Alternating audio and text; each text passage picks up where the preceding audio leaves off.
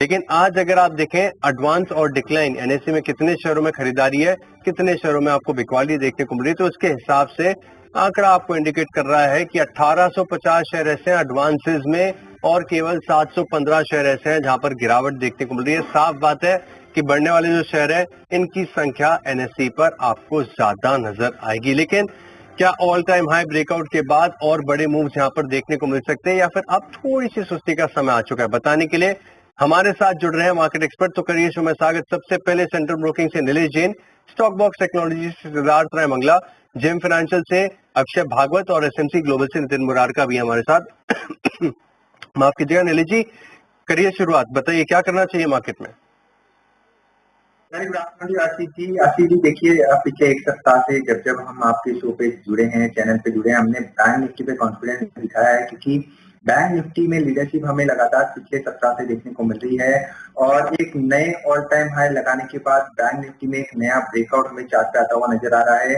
काफी strong chart pattern है यहाँ पर और जिस हिसाब से मूव आया है मेरे ख्याल से यहाँ पे बैंक निफ्टी 54,000 के लेवल को छूता हुआ नजर आ सकता है। अगले सप्ताह मंथली एफएनओ की एक्सपायरी होने वाली निफ्टी और बैंक निफ्टी इंडेक्स की, तो यहाँ पे बिल्कुल बायस पॉजिटिव साइड में रख के चलने की सलाह होगी। कोई भी डिप मिले तो लॉन्ग साइड का ट्रेड लेके चलना होगा और यहाँ पे एक ऑप्शन का ट्रेड रडार पे आया है 53,600 का कॉल ऑप्शन जो लगभग 280 के आसपास फिलहाल ट्रेड हो रहा है।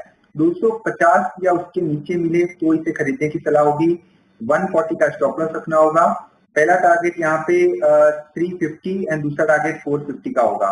तो 350 से 450 तक का मूव हम यहाँ पे बैंक निफ्टी 53,600 के कॉल में आता हुआ देख रहे हैं। और अंडरलाइन की बात करें तो जैसे कि मैंने कहा 54,000 के पार हमें बैंक निफ्टी अगले सप्ताह देखने को मिल सकता है और 53,000 के आसपास का नया सपोर्ट, नया बेस यहाँ पे बन चुका है।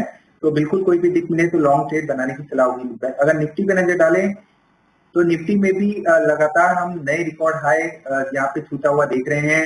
अंडरटोन यहाँ पर निफ्टी का भी स्ट्रॉन्ग है।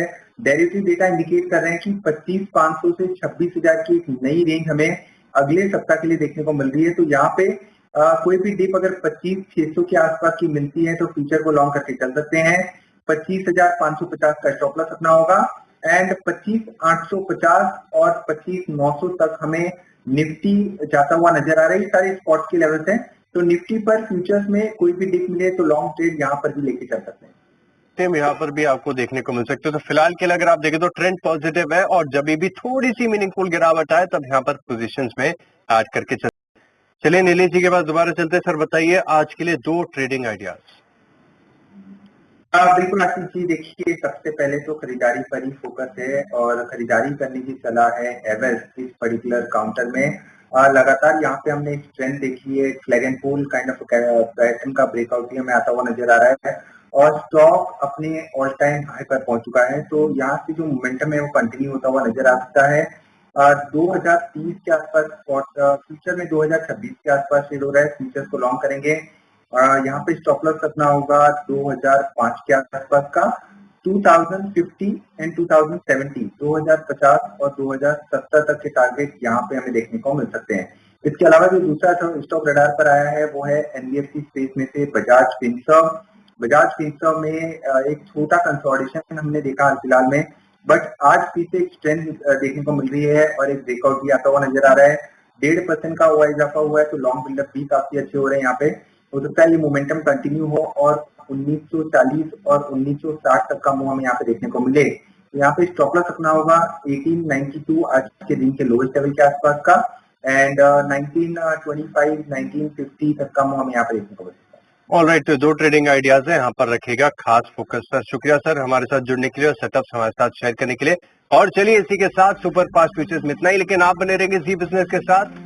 नमस्कार।